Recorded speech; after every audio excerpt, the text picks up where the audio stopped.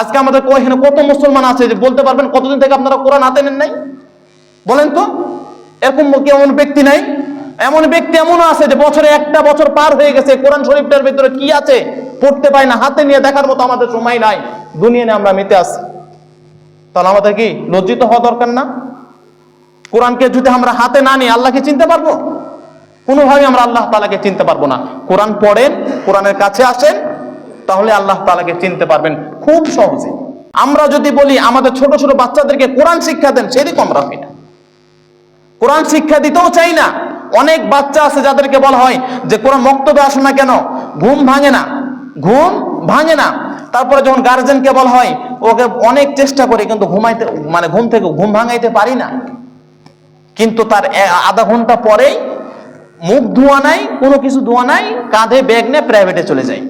ওটা কিভাবে হয়? ওইটা আমি বাবা, ওইটা কিভাবে সম্ভব হয়?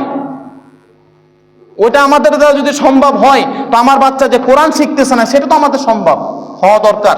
পিতা হিসাবে, আমরা পিতা হিসাবে, আমরা গার্জিয়ান হিসাবে আমাদের কর্তব্য হলো আমরা নিজে আল্লাহ তাআলাকে চিনবো, আল্লাহ তাআলা স্রষ্টা সম্পর্কে জানবো এবং আমাদের বাচ্চাদেরকেও শিক্ষা দিব। এটা আমাদের কর্তব্য। তো আমরা প্রত্যেকে রাজি আছি তো ইনশাআল্লাহ? প্রত্যেকে রাজি আছি তো ইনশাআল্লাহ? আমরাও চিনবো, আমাদের বাচ্চাদেরকেও চিনাবো ইনশাআল্লাহ।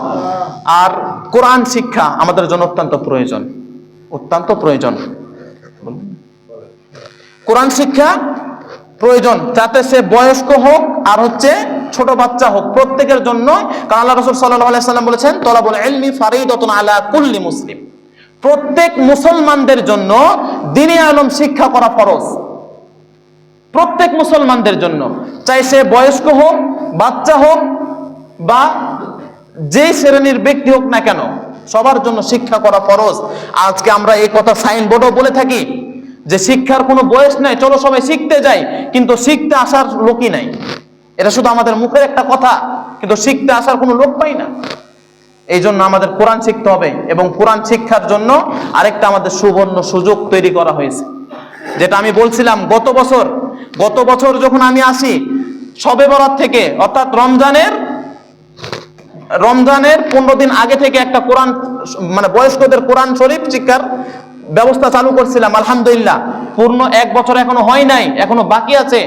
এর ভিতরে আল্লাহর রহমতে বয়স্ক এবং স্টুডেন্ট মিলে মোটামুটি 5 জন কোরআন ধরতে পারছে। আলহামদুলিল্লাহ, 5 জন ধরতে পারছে। এটার জন্য আমি শুকরিয়া আদায় করি, এটার জন্য আমি গর্বিত যে 5 জনকে তো যেমনি হোক চিনাইতে পারছে।